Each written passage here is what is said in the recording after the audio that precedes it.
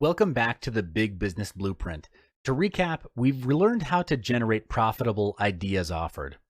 In this module, we'll be focusing on how to raise the capital for your business. In the world of business, capital represents the fuel for your business to run efficiently. If your business needs a bigger engine, you'll be needing bigger capital. A bigger capital will drive your business towards your desired destination. In other words, your goal, your financial goal. To do this, it will include loans for working capital, purchasing machinery, hiring more staff, or even refinancing existing loans. Plus, if you're trying to restructure your company's debt, refinancing your company's debt can assist you by freeing up some cash in your business for working capital and expansion.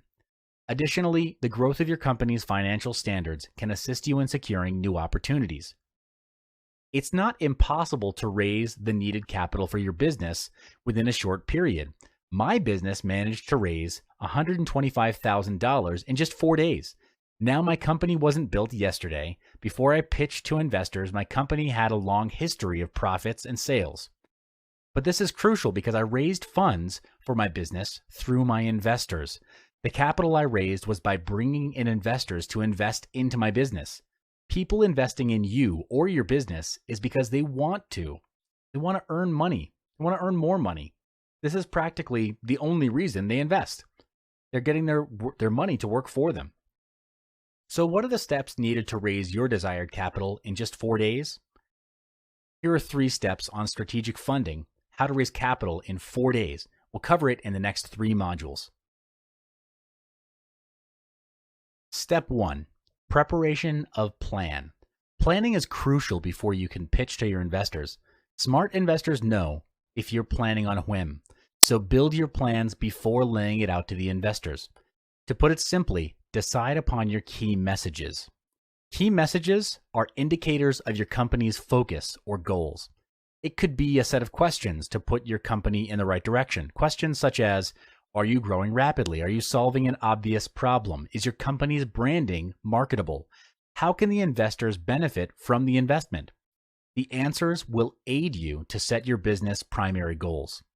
Now that you have your key messages in check, preparing your idea will help you determine what excites investors the most. The potential return, the social advantages it provides, or the excitement of being associated with your brand. You'd want to address all of those. Thus, the importance of creating a core message will help you to create a better sales pitch. Finally, you want to attract investors to invest in your business. For example, you have an idea to turn the invested $1 into $2. How will you portray this plan the best way possible to grab that investor's attention that you desire? To do so, you need to come up with a complete plan for your investors. However, you'll also need to include the risk and the rate of return on the investment. Why? There will always be pros and cons to an idea. Laying this out and acknowledging that you know that there are risks to your investors by adding relevant mitigation measures will add value to your ideas and to you as a business owner. Step 2, join an investment club. What exactly is an investment club? Well, it's a group of people who pool their money together to venture into investments. They're an organized partnership. They have members studying different investments for the group to decide whether to buy or sell based on the votes of the majority. When money is pooled together collectively as a group, bigger investment opportunities can be accessed versus any of them going solo. So after coming up with your business plan, join an investment club. While doing so, you could search for a mentor to guide you on how most investments work. In the investment club, you'll get the chance to talk about your business. This is when you'll need to dictate how your ideas or your business is profitable, whilst making them interested to invest. Ask yourself, do you want to use your money or other people's money to invest? The smart way, obviously, is to leverage other people's money. Your money alone will only have so much for your business to run, but with OPM or other people's money, with a group of investors, the sky will be your limit. Unity is the strength of your business capital.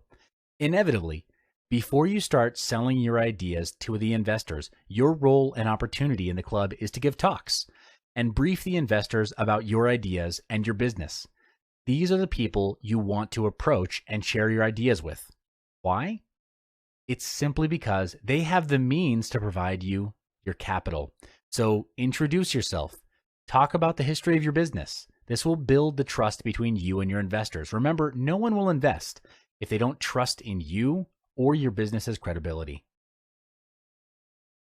Step 3, execution of plan. After you start getting the investors to invest in your business, it's time for you to execute them together. So you have your plan, you've joined an investment club, and now it's time for you to sell your ideas to your fellow investors. However, it's imperative for you and your investors to be on the same page.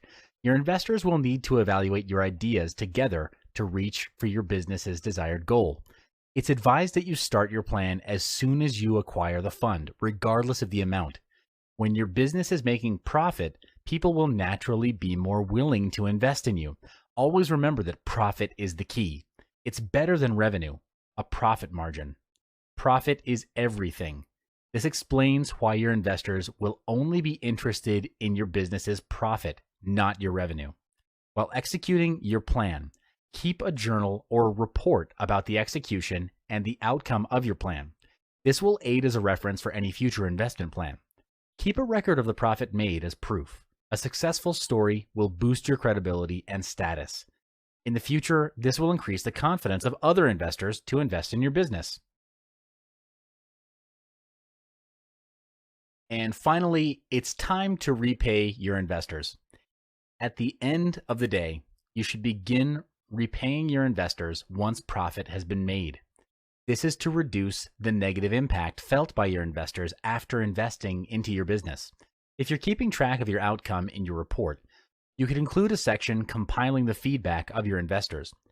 Feedback and testimonials help boosting other investors' confidence to invest in your business. It's imperative to repay your investors over the money what they have provided you. Ask yourself, what do you think would happen if you fail to reach the standards you've set up with your investors?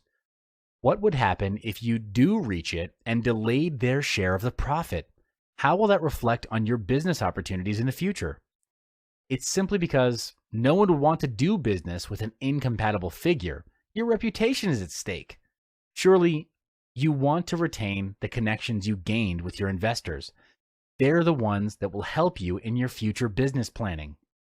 In the next video, we'll be discussing how to scale and quadruple your income by using the capital you raised in this phase.